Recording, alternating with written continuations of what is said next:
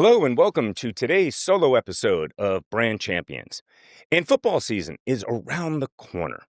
And I'd like to take a moment to talk about what I think is one of the all-time greatest football coaches in world history, and also one of the all-time greatest basketball coaches in world history, which is crazy because neither of these guys had ever even really coached football or basketball. But in today's day and age, all sports, football in particular, which I'm quite familiar with, is absolutely reliant upon analytics. No team is going to compete, no team is going to win without absolutely leveraging and integrating analytics into all components of competition.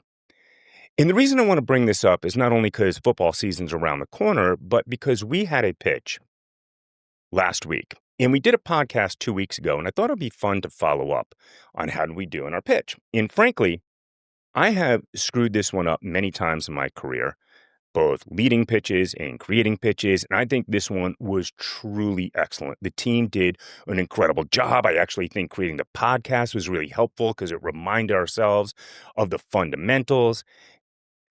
But it wasn't perfect. They never are. And I think the weakest part of the pitch was actually my part, which was a little bit of the opening. And I give myself about a B- on the report card, which is unacceptable in a big situation. So I want to return to that. But let me tell you the story through the lens of these coaches. When you hear about the greatest football coaches in world history, you might think about a Vince Lombardi, a Bill Walsh, a Bill Parcells, a Bill Belichick, an Andy Reid. The guy I want to talk about is a guy most people haven't heard of. His name is Joe Moglia. Joe was not really a lifelong football coach. He was a businessman. He started coaching at Dartmouth and he realized he wanted to have a career. He wound up going into finance. He rose up the ranks to be the CEO of TD Ameritrade. He takes that company from 700 million to 10 billion in revenue. That is absolutely insane growth. And the way that he celebrated was just moving on from the business world and returning to his love of coaching. And he went over to a team called Coastal Carolina. And what he realized is a lot of football is coached the way that it's coached simply because that's the way it's always been done. Sort of like marketing and advertising. Why are we still continuing to rely upon interruptions and repetitions and superficial messages? Well, that's because that's the way it's always been done. So he wanted to take management expertise, he wanted to apply culture, and he wanted to apply analytics. So, for example, he's looking out at the field as players are going through practice. And what he realized is almost every team does the exact same thing. The first team is getting their reps. Every single play takes a while. It takes a few minutes to run the play, reset, coach, etc. And then the second team is just sitting there watching. So he was like, wait, why are we doing this? Why don't we just split the field? Lo and behold, he finds this moment that matters, and now his team is getting twice as many reps, twice as much practice. And then he realizes so many players are not only getting injured, but they're also just getting banged up before the games. And he wanted them in peak condition, so he realized he could drastically reduce the amount of hitting that they have in every week. So there are all these different examples where Joe is taking this analytics-based approach, just looking at things through a fresh eye. And Joe goes from a guy who had never even coached football for 2.5 decades at all and goes on to win 4 Big South Conference championships. And he reached the FCF playoffs 4 times. That is absolutely bananas. Very few college coaches, other than like a Nick Saban, maybe Pete Carroll, have even come close. And this guy was a total outsider. He was a CEO and grew a company to $10 billion in revenue.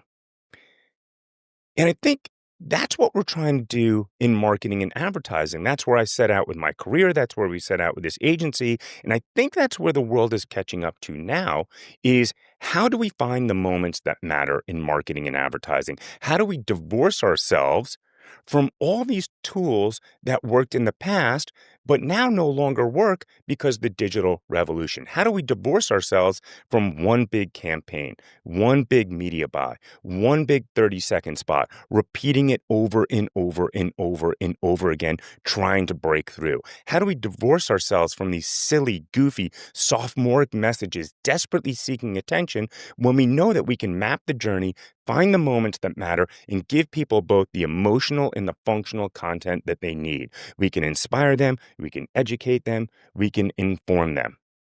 But like football of yesteryear, we're just trying to get through with massive media buys equivalent to just big, strong players on the first team smashing each other into oblivion, not realizing that we can apply analytics and take outsiders and get to the championship. Now, let me pivot over for a second because I think there's another great coach that highlights this one, and I think this one might even be more bananas. There's a guy whose name is Vivek Ranadivé, and he was born in Mumbai, India. He went to MIT and later earned an MBA from Harvard Business School. This dude is wicked smart. And he's living out in California, and he brings his daughter to play basketball on the team. And he's sitting there on the sidelines. And maybe you read about this from, I think it was featured in Malcolm Gladwell's David and Goliath. But he's sitting there up in the stands watching the girls play basketball. And he didn't know anything about basketball. He grew up in Mumbai and he is a technology genius. But he realizes two things, which is one, the girls don't do very well when they're closely defended and they're only defending half the court. There's very rarely a full court press. And two, they're not very good at shooting. The percentage is fairly low, but what they can do is just shoot more.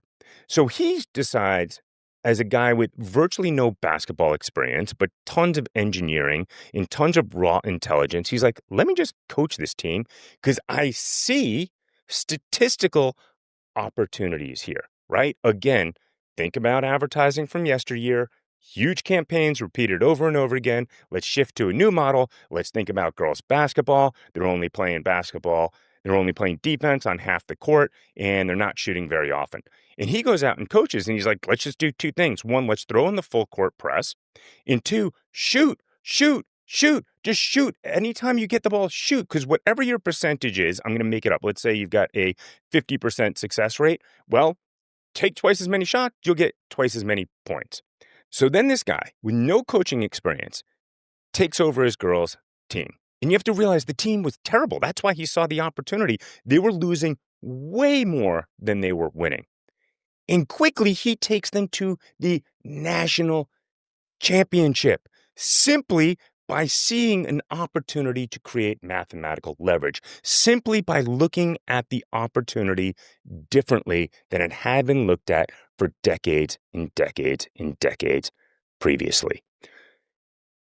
And that to me was always the incredible lesson of Joe and Vivek, is that if you look at situations with a fresh eye, particularly in marketing and advertising, and you're ready to combine analytics with creativity, if you're ready to think fundamentally differently, you can dominate the competition because so many brands are suffering from institutional muscle memory. They're just not ready to change. Eventually, like in sports, everybody sort of bought into this. We know about Billy Beane. We know how analytics changed the world in baseball. We know how Theo Epstein then picked up from Billy Beane, took the analytics, and he won the first World Series for the Red Sox in 86 years, and then the first World Series for the Chicago Cubs in over 100 years. We know about these stories, but I'm not so sure many brands are fully embracing these opportunities.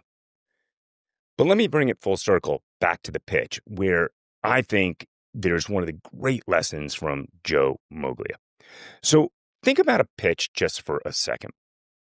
If you work at an agency, whether you're an external agency or an internal agency, in a lot of ways, you're forced to do no less than 1 year's worth of work in about 2 weeks. It is an insane task. You have to do the creative, you have to do the media, you have to do the analytics, you have to do the insights, you have to do the strategy. That's just the ball game. And virtually everybody plays in this ball game. Every now and then you hear about an agency who supposedly says no to it. I tend to think you don't want to do it too much, but you got to embrace it. You got to actually love it. If you don't love it, then maybe you're in the wrong ball game. But if you don't work at an agency, you quickly realize that whatever business you're in, you've got something that is extraordinarily similar. If you work in retail, Black Friday, the number one shopping day of the year, they sell more on Black Friday than in months combined. Maybe you work in accounting and it hits every April and it's absolutely bananas where it feels like you've got to do a year's worth of work in 2 weeks. Go back to retail and it's not just Black Friday. You can think about all holiday season. You can think about financial services and certain seasons and micro seasons throughout the year, CPGs in certain seasons and micro seasons. There are crazy times of the year every year. So this is what Joe Moglia did, returning to the Coastal Carolina coach. He realized that there's going to be crazy elements of every game where the timeline is going to be really short and emotions are going to be really high. And he can run a playbook based upon analytics. So one of the things that he realized is if your place kicker misses a kick early in the game, they are much more likely to miss the kick again later in the game. Their confidence is shaken. They just don't play as well. So they get up into a massively important playoff game. They're 11-0. If they win this game, they've got home field advantage throughout the playoffs. And the place kicker misses a kick early in the game. No big deal. Then it comes down to crunch time. They got the opportunity to win the game. It's a pretty short kick. I do believe it's around 23 yards. And Joe's got the playbook. Don't put him in. Don't let him kick. If he's already missed one, he's very likely to miss it again. So the emotions are high and the timeline is short, and they decide to put the place kicker in. And as you can guess, he missed the kick. So Joe wasn't pissed at the kicker. He wasn't pissed at the team. He was so angry at himself. He describes himself as tortured from this event because ultimately he had the system in place. He developed the playbook. He knew there's going to be a time where emotions are high, timelines are short. He had the action item fully figured out, and he bailed out. And here's the point. For us as an agency, we know we're going to pitch maybe 2 or 3 times a year, and it's going to be crazy.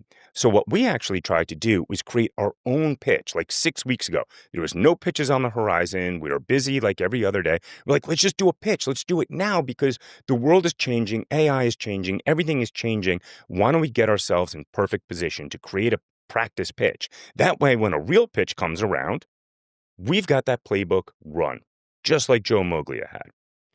So we have the kickoff meeting, and there's some stuff that's really important to all of us. And then next thing you know, we have this challenge, we have that challenge, client needs, etc., just like every other business. And we just never got around to it. 4 or 5 weeks later, we get invited to the pitch, and then we run the pitch. So here's what I wanted to do. What we're really good at is looking at the world through the lens of the customer. Most brands look at the world through the lens of the brand. So they've got their own timelines, they've got their own desires, they've got their own agencies to run pitches. So that doesn't necessarily coincide with what the audience really wants. Maybe they've got a different timeline. Maybe they've got different needs. So what I wanted to do is set this up with this really cool video where we look at the world through the lens of the audience. And I thought the pitch was great, as I mentioned, but my part was kind of weak. We never got around to the video. We did it through stills. It was fine, but I saw the audience.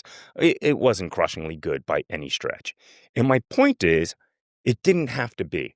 If I showed more tenacity a few weeks ago, we could have had a system in place where we knew exactly the story that we wanted to tell, or at least the components of it and the analytics behind it. And then depending upon the pitch, we could blend that story in. And because of that lack of tenacity, we put together the pitch. The pitch was great. My part was weak. It's a little embarrassing, but I think there's a great lesson in there, which is whether you're pitching or you're dealing with holiday season or you're dealing with life events or you've got a new go-to-market for a new product, you don't have to wait until that insane time of year. You don't have to wait until that insane moment to develop the actual playbook. You can run the reps. You can practice what you need. You can write the entire playbook. You can take the emotions and you can take the timeline largely out of it. Now, that sounds great, but it's actually hard as hell because every single day you've got a ton of work on your plate, and then you probably have a family or some friends to get home to.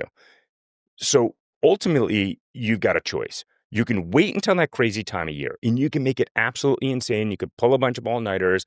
The work can suffer a little bit. The culture can suffer a little bit, but that's kind of the way it's always done. Or you can take care of it way in advance. Whatever these intense moments are, you can write that playbook well in advance, like Joe Moglia. You'll know when whatever's tantamount to your kicker, it goes in there, and what is the tools and techniques you need to put him or her in position to do his or her best work. You can have that fully figured out in advance. So I think that's the two great lessons that we learn from sports today, which is I think we all know that data and analytics are critically important, and we see it every day in the sports teams that we root for. We see it in the recent performance of maybe some teams that we hate, like the Red Sox and the Cubs, and how they've been able to win after almost a century of futility simply by leaning on data and analytics. But are we really leaning into data and analytics as much as possible? Are we applying that data and analytics to optimizing maybe some antiquated techniques? I'm not saying a great big campaign repeated over and over again doesn't work. I'm not saying we need to take that out of the playbook. But are we only using the data and analytics to optimize how we develop that big campaign as opposed to optimizing the entire journey? And then the second lesson is we can take a page from Joe's playbook and figure out how to optimize these micro moments in our own journey, right? We spend a lot of time talking about the consumer journey, but brands go through journeys. They go through a macro journey as they turn that big ship, and they go through a micro journey year to year. And we can optimize that journey just the same way that Joe Moglia optimized his football team. So that's it for today. Thanks for joining me on Brand Champions. Have a great day.